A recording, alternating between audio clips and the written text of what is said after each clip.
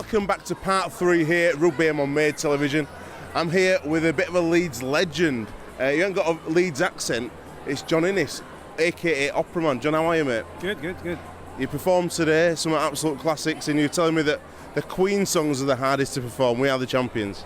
Yeah, it makes you realise how such a great voice that Freddie Mercury had when you sing those kind of songs. You know, I mean, banging out top C's, you know, that rate. I mean, it's just unbelievable.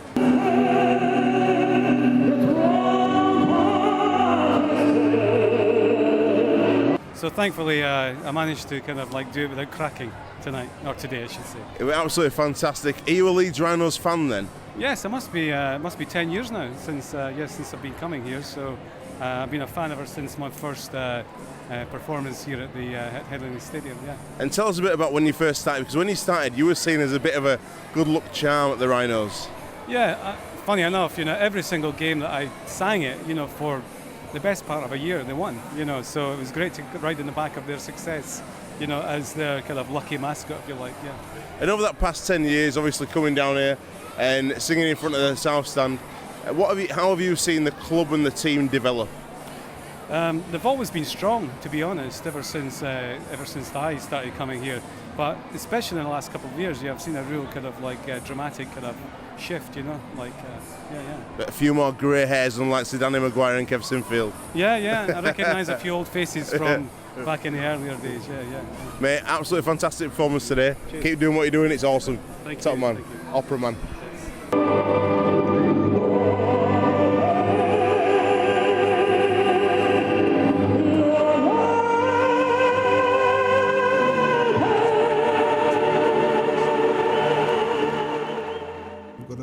A long history and a great heritage of playing rugby league at the National Stadium in its old form and in its new form, and it was a bit of a gap not to have a point of public art, public recognition of the great rugby league experiences that this stadium has provided. The pressure on me to put that right, I must admit, over this last year, we've been working on it probably 2 years now, has been immense. What a reception the grand old man of rugby league is getting, Gus Risman. Nice boy, Eric Ashton, good sportsman, has led his team very nobly today. Goes to Boston, Boston must score in the corner. Boston does. Murphy, dummying Smith and Banks, ran over without a hand being placed on him. And Martin a fire, trying to make some space. Allen, Martin a fire. They've come pretty near to the best 5 that you could get. Ashton, Boston, Murphy, Risman, rugby league royalty. People would argue with my dad and probably somebody like Jim Sullivan from the older generation. Well done, Workington. He was 41 years of age at the time. Time should have been running out 10 years ago, but he was still there at the top of the tree carrying the cup. Murphy turns the ball inside to Ashton, the score between the posts. Eric Ashton, captain of Wigan, Great Britain captain. Absolutely colossal player, gentleman player, beautiful footballer. He's probably one of the best centres that's ever been. Murphy, there he goes on his own. Eric Ashton in at the corner. Not only was he a good captain, as a man, he was a great man. Ashton's got Boston and Boston's in at the corner. Him and Billy Boston played together as a partnership, and it was virtually unstoppable. Billy Boston, I mean, I used to run a mile to keep out of his way when he was playing. Billy was a great wingman who not only could score tries, could stop tries. And away goes Murphy. Murphy, the skipper, RAF boy, and away goes Murphy. And of course, Alex was something again, as a person, and also as a joker and a cheeky man. He was great, and on the field, he was just uncatchable.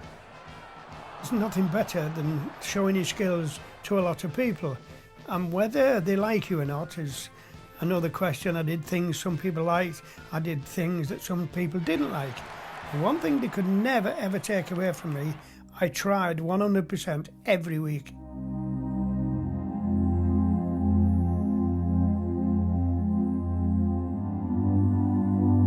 If you have a long and illustrious career, if after it you can be remembered for just one moment, then you're doing pretty well. And you know, thankfully I had that moment back in 1994. And Martin a fire, trying to make some space. Now then, Martin a fire. He's got Alan Tate to beat on the outside. I'm sure he's going to go the full length.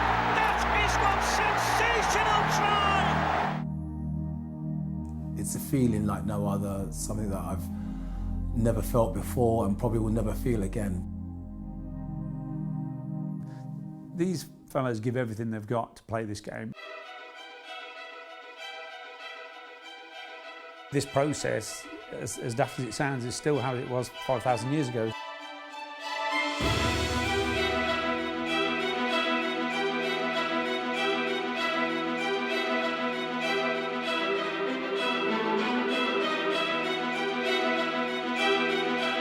This whole bronze is forged by hand and made by hand. There's no easy way to do this.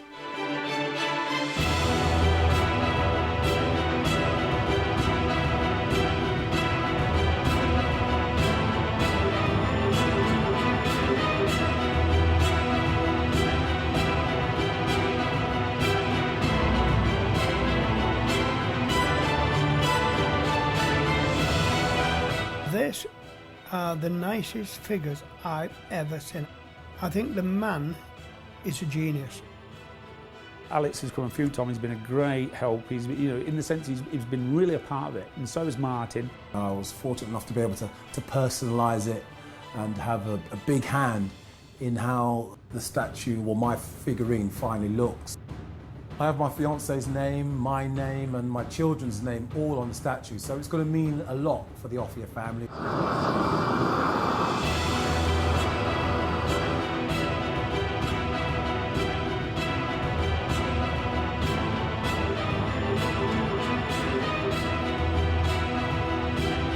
Most of us come and go out of this life and leave nothing. We're leaving something at Rugby League at Wembley that's going to be there for generations, hopefully. Whenever we play rugby league matches there, I feel sure that people from all of the clubs and from all of the communities within rugby league will be arranging to meet their friends and family under the rugby league statue instead of perhaps meeting them under the Bobby Moore statue, where they tend to do now.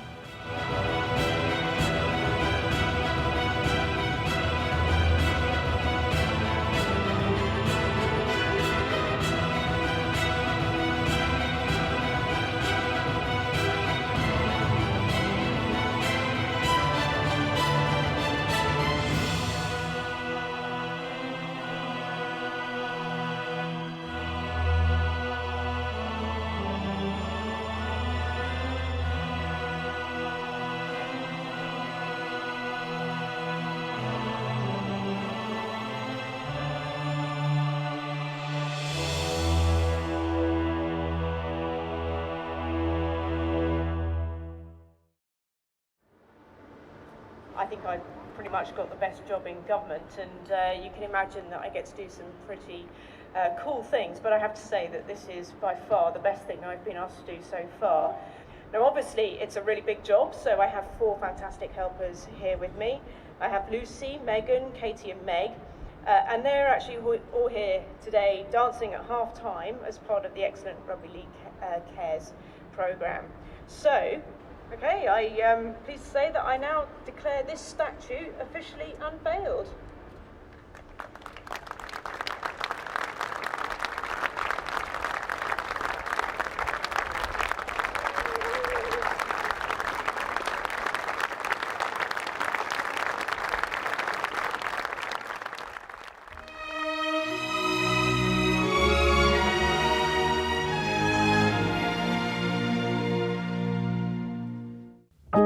Confidence, cocky, arrogance, great. Alex was probably the greatest player I ever played with. Murphy, dummying Smith and Banks, ran over without a hand being placed on him. He had amazing pace off the mark. He had wonderful skills in sidestep, in running. He had everything. And away goes Murphy. Murphy, the skipper, RAF boy, and away goes Murphy. Away sails over in that brilliant fashion. Many pundits often used to refer to Alec as Murphy the Mouth. Well, he did do a lot of shouting, but this was part of his weaponry. It spurred him on, and it spurred other people on alongside him. Well, we had no chance, so we've not done bad, have we? The main aspect for me that he had was confidence. As a young lad coming from rugby union, I hadn't been at St Helens for more than 2 months. Sitting in the dressing room, waiting, and suddenly Alec gets up and he starts to comb his hair. About 3 minutes before kick-off, he's putting a beautiful parting in down the side here. He's rolling his wave back with a little bit of cream in his hand. And I said, Alex, what are you doing? There's 3 minutes to kick off, and you are combing your hair. He said, Frenchie, your mum and dad might be coming to watch you. There's 22,000 coming to see me. And that was Alec.